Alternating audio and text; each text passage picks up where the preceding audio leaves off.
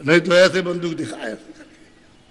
तो बताइए आप, लोग जो है अपने दुष्कर्म को जब समझ आती है और दया होती है, सहयोग मिल जाता है, छोड़ देते हैं। बहुत छोड़ा, 1-2 करोड़ों आदमी। मैंने जो कर्नाटक में जो दौड़ा किया वो इसी तरह से भी।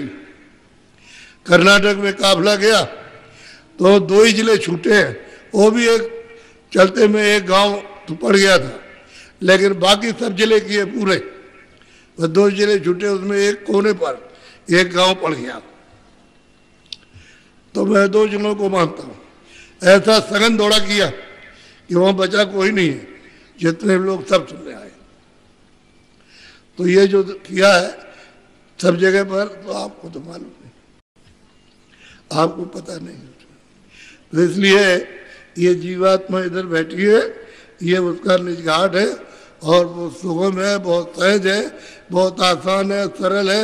और कलयुग में नाम को जल्दी से यानी जगाओ और उसको सुनने लगो, उसको पकड़ो, तो गाय गाय नर उतरे पारा।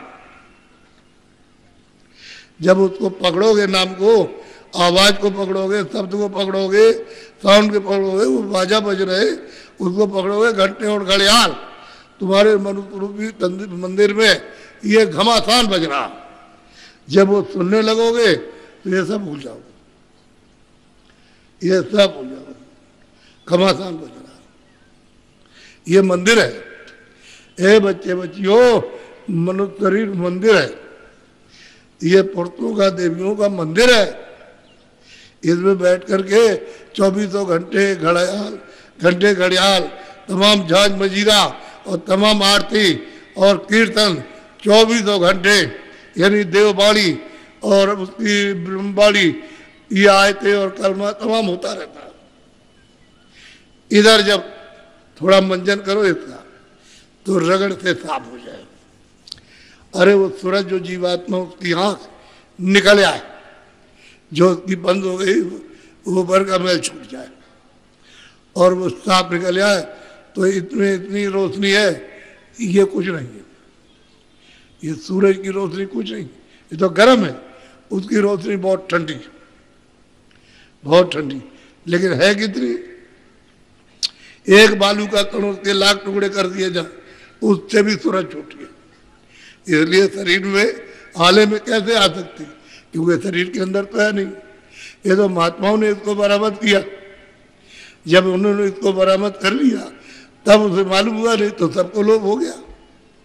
रास्ता ही जो सुगम था वो लोभ हो गया। इसलिए कलयुग केवल नाम को पकड़ो, चलो घर, आवाज है।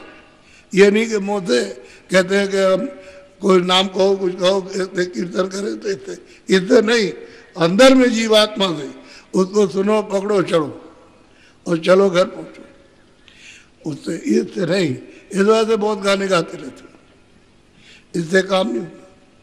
अंदर तुम्हारे पास हो रहा दरवाजे पर, तो अब नहीं किसी को मालूम, तो कोई क्या करे। अब तो हम बता करके आए, 2 लोग यहाँ अभी आए, कर्नाटक से भी आए, महाराष्ट्र से भी आए, कि चलो सत्संग सुने आगे। 2 दिन का ही मिल जाए, 1 ही दिन का मिल जाए सत्संग, 2 ही घंटे का मिल जाए, लौट जाएंगे। तो इतनी दूर से आए और 1 दिन रहे और वापस चले गए, तो अपना सौभाग्य समझते कि हमको दर्शन हो गया और हमको सत्संग मिल गया।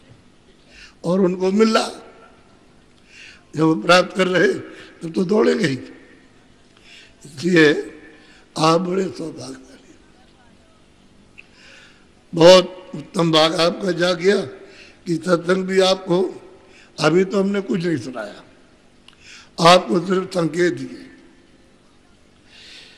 सत्संग सुनाने में थोड़ा सा सुनने वाला जो होगा थोड़ा ठहर के सुनेगा, क्योंकि अगर सत्संग सुनाए तो हजम नहीं होगा।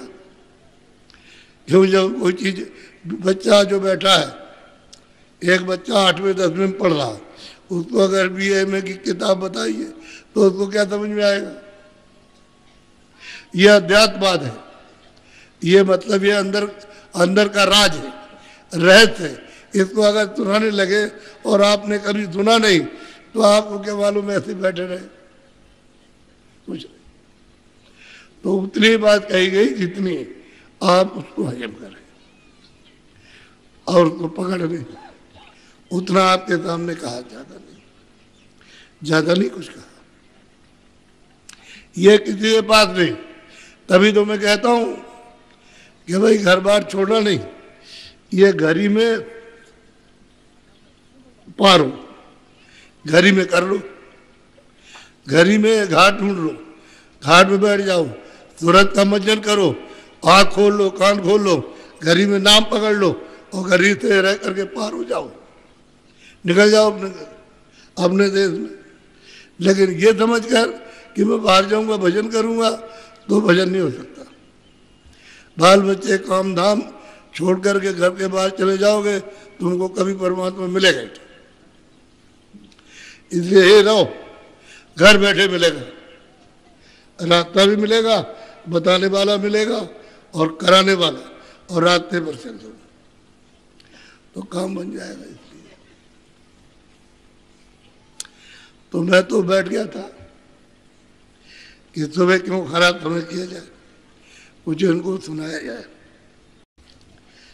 कुछ सुना दिया जाए। तो आप इतनी बात हमारी जकड़ के पकड़ के रखो कि जो भी कर्म करोगे अच्छा बुरा, तो अच्छे का तो आपको फल पहले नहीं मिलेगा। इसको समझ लो कि जैसे पुण्य किया और पाप किया तो पुण्य का फल पहले नहीं मिलेगा, जमा रहेगा। पहले जो आपने पाप किया है उसको पहले भोगो, उसकी सजा पहले, चाहे वो पशु पंछी में ले जाए, कीड़ों में ले जाए, जल के चीजों में ले जाए, चाहे नरकों में ले जाए, वो पहले भोगना। और जब वहां कट जाए तब फिर आकर के फिर आपको ये पुण्य का फल मिलेगा। हिसाब करने वाला जितने आजादी दी है और बहुत होशियार है, उसने कितने युगों तक आराधना की है, समय लगाया और मालिक को खुश किया। खुश हो गया तो उसने ये सब इतना वरदान मांगा तो मालिक ने दे दिया। मालिक को क्या, उनकी मौज थी, इच्छा थी कि ऐसा विस्तार कर दें तो विस्तार किया। मतलब ये ऐसा नहीं कि मालिक समझते नहीं थे, समझते थे। दोनों इन जीवात्माओं के लिए तो रास्ता आने और जाने का रखा, उनके लिए नहीं रखा। जो पहले 16 को भेजा उनके लिए नहीं, वो नहीं जा सकते। जब महाप्रलय आती है, महाप्रलय आई तो उसमें क्या होता है कि जितने भी साधक वो तो पहले चल देंगे, निकल जाएंगे। फिर इसके बाद में जो पुण्य आत्माएं होती है, शुभ कर्म करती है, कोई कोई उनमें से वो चली जाएगी, पुण्य आत्माएं निकल जाएगी। फिर यहाँ पृथ्वी में आपको अनाज नहीं मिलेगा, पेड़ों पर पत्ते नहीं मिलेंगे। कि अनाज न मिले तो पत्ते का आगे जिंदा रह जाएंगे, तो पत्ते खत्म। जानवरों के लिए कोई चारा नहीं मिलेगा तो तड़प तड़प करके बड़ा दुखद दृश्य होता है, रुदन वाला। ऐसे तड़प तड़प करके मौका पा जाएगी तो स्त्री अपने बच्चे को काट के खा जाएगी। मौका मिल गया और पति सो गया है तो उसको काट देगी और उसी का मांस खा जाएगी। ये आदमी पा जाएगा तो स्त्री को काट देगा। उस वक्त में कुछ नहीं, यह हाल रहता है। तो इस तरह से तड़प तड़प करके ये पत्थर पहाड़ जितने भी हैं, जब वो शब्द बंद करता है तो फिर करे से राख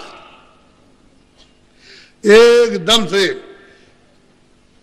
सारा जलमग्न पूरा का पूरा। तो जितने भी मतलब ये है कि जल में जीव रहते थे, अब वो थल में, तो थल के जीव जल में चले गए। तो तड़प तड़प करके उनको कोई आधार तो मिला नहीं पानी से बाहर जाने का, तो पानी हो गया, जली हो गया। तब कोई आदमी नहीं, कोई जानवर नहीं, सब पत्थर जितनी भी जमीन, ये जो कुछ भी है सब गल करके राख, सब पानी पूरे सारे संसार। और फिर क्या हुआ कि अग्नि ने पानी को सोखा, तो नीचे जल में पानी में जीव है, तो वो तड़प तड़प करके तड़पते किस तरह से तड़पते हैं, वो मतलब ये है कि शरीर का पायमान जब पूरा जल सूख लिया, उठ चला, वहां से शब्द बंद किया तो उठ चला, देर क्या लगती है। फौरन वायु ने अग्नि को सोखा और वायु को आग्रास ने, और आगाज को महादेव आद्या महाशक्ति ने समेट लिया, फिर ऊपर में ईश्वर ने यानी मतलब खुदा ने समेटा, उसके बाद में ब्रह्म ने, ऐसे ही समेटते हुए था चले जाते हैं, किसी को पता नहीं, कुछ नहीं रहता। ये आएगा, तुम्हें आता है, लेकिन समय देर में आता है, आपको तो मालूम नहीं है। ये बात जरूर है कि जितने भी नरक के जीव 84 के इतनी तकलीफ होती है, इतना कष्ट होता है कि वो सब उसी में भुगा लिया जाता है, तब उनका शरीर छूटेगा। इतनी यात्रा होती है जो कहीं नहीं जा सकती, लिख नहीं जा सकती। तो कर्म जब भोग लेते हैं तब ये साहब किताब मीठी, ये साहब धुला राग, अब जल भगवान जल उड़ गया, अग्नि ने अग्नि को, वायु ने वायु को आकाश, ऐसे ही सब मिटता चला जाता है, कुछ नहीं बचता। और कब फिर प्रसार होगा ये कुछ नहीं कहा जाता, ये कुछ नहीं। तो इसलिए जो महापुरुषों ने देखा है कि महापुरुष कब आए, उसी को फकीरों ने देखा कि क़यामत कब आएगी, मानो उसको क़यामत कहते हैं, अपने महाप्रलय कहते हैं। जब विस्तार हुआ तो इसका समय निश्चित है कि इतने दिन के बाद में महाप्रलय हो जाएगा, लेकिन देर लगती है। आपने तो ये कभी सुना नहीं कि ऐसा, और तो आप कहते हो बस हमारा है, तुम्हारा है। तुम तो आए हो दूसरे की चीज लेकर बैठे हो, चिल्ला रहे हमारी हमारी, उसको गाली दे रहे, और तुमसे छीन लेगा, सब ले लेगा और या सब रखवा लेगा, जाओ जाओ, हमारे हिसाब हो जाएगा, बस जाओ, बस तुम्हारा कुछ नहीं है।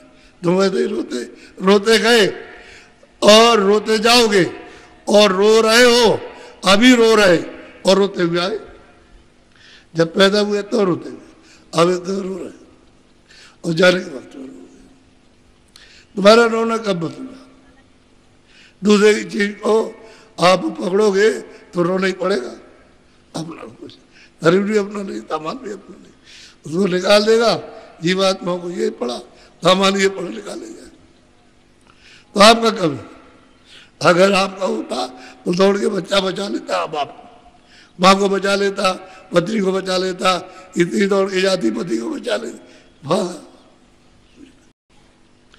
तो इसलिए समय यानी आपके लिए जल्दी है कि अभी आने वाला समय खत्म होने वाला, तो आप अपने समय जो बचा है उसी में ही भजन कर लो। ये सच्चा भजन, इसमें झूठी उठी चीज कोई नहीं, सच्ची चीज है घाट पे बैठ के और भजन कर लो, कान खुल जाए, आँख खुल जाए तुम्हारी, नाक खुल जाए, चलो। थोड़ी मेहनत शुरू में जरूर करनी होती है, वही चीज तुम्हारे लिए थोड़ी सी मेहनत, थोड़ी सी निमित्त मात्र, और वो फिर सुलभ हो गया। इधर से मन बुद्धि चित्त को जो भागते हैं, ये सब चीजों से ढीला कर दो, और इधर में सूरत के साथ इनको लगा दो, भाई इतना ही करना और कोई तकलीफ नहीं, शारीरिक कोई कष्ट,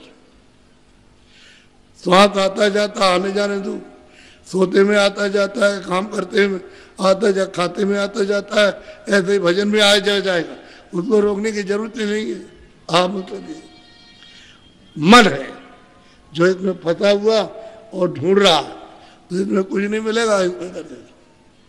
जहाँ मन की मदद तुरंत को मिली कि फौरन रगड़ा पड़ा और सफाई हुई, तो ये साफ हो जाएगा, तो नाम पकड़ लेगा, फिर कुछ नहीं।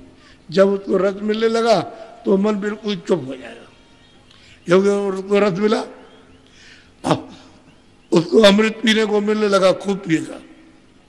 अमृत तो ऊपर से चूरा, जैसे टूटी खोल दो ऐसे जब वो द्वार खोलता है, टोटी खोल दीजिए, ऐसे चलता, खूब पीते, तब जाकर के चक जाते, तो तृप्त हो जाते, इधर इच्छा नहीं रहती। ये वैसे मन इसीलिए लगाया गया, इसको वहां रोक करके रखे।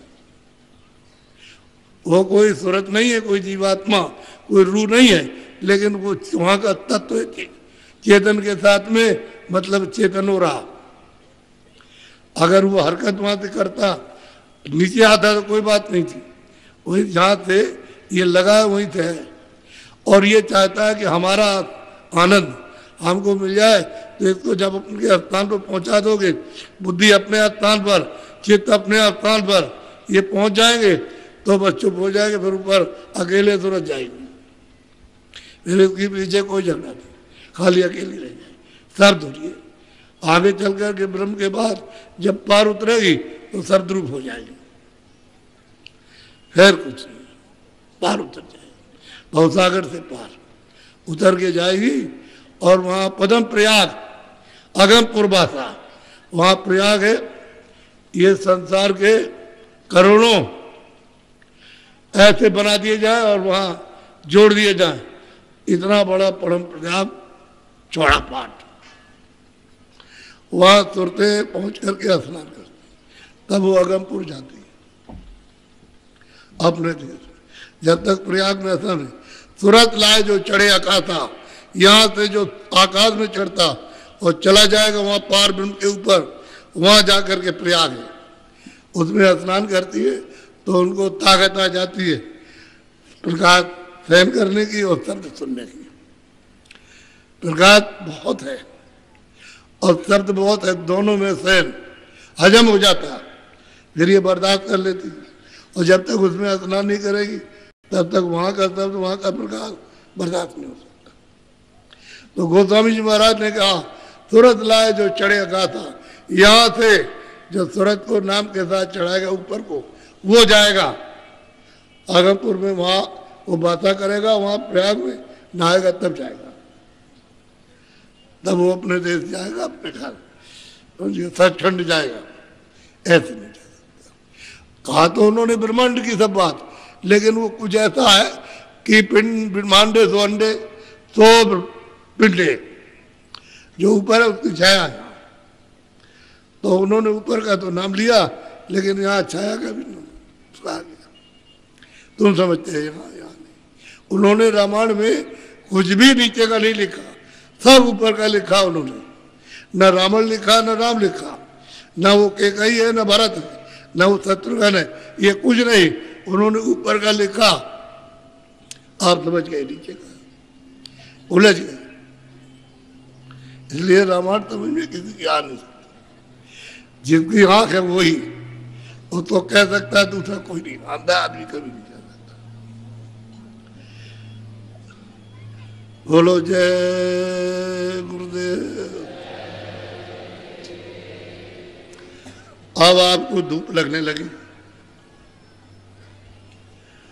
हमको तो डॉक्टर ने बिल्कुल मना किया कि आप 5 मिनट भी धूप में नहीं बैठ सकते, क्योंकि इसमें जहर फैल गया था, तो बड़ी मुश्किल से निकला और आपने फैला दिया। हमारा शरीर बिल्कुल ठीक था। अगर ये पैर नोचते नहीं तो मुझे कोई तकलीफ नहीं। इसमें आपने खून निकाल करके कभी इधर नाखून मारे, तो उससे ये हो गया, तो डॉक्टर ने कहा तुम नहीं बैठ सकते। अब क्या करें? तो आपको मतलब ये है कि जब दौड़ा किया तो ये कुछ सुना ना, तो बहुत बचत की है, लेकिन कहीं कहीं जैसे है भी हो गया। मैं वैसे ठीक हो जाऊंगा तो आपकी सेवा करूंगा। मैं कौन हूं? पक्का आपका सेवक, महात्मा नहीं, गुरु नहीं। पहले समझ लो, मैं आपका पक्का सेवक। क्या करता हूं कि मन को, बुद्धि को, चित्त को और ये जीवात्मा बैठी अंतःकरण, इसकी रगड़ाई करता हूं, सफाई। तो कुछ आप सामने बैठो तो कुछ है, तुम भी करो उसमें कुछ हम भी रड़ा मारे तो जल्दी है। शुद्ध साफ हो जाए तो मन निर्बल, बुद्धि निर्बल, चित्त निर्बल, सूरज निर्बल, सो जन मोह पावे। वो मनुष्य, वो इंसान मुझे पा सकता है। और जो छल छिद्रों से, कपट से, फरेब से, गुनाहों से भरा हुआ मुझे कभी नहीं मिलेगा। तो मैं तो सेवक हूँ, मैंने कहा ही कहा, मैं हमेशा कहता रहता हूँ भाई जो मन, बुद्धि, चित्त, अंतःकरण, जीवात्मा की जो धुलाई करे तो सेवक ही है। वो महात्मा कब है? आप अपने भाव से जो चाहो तो कहो, हमारा भाव ये। गुरु महाराज कहते थे कभी महात्मा मत बनना, बताते थे जब ये चीज बांटो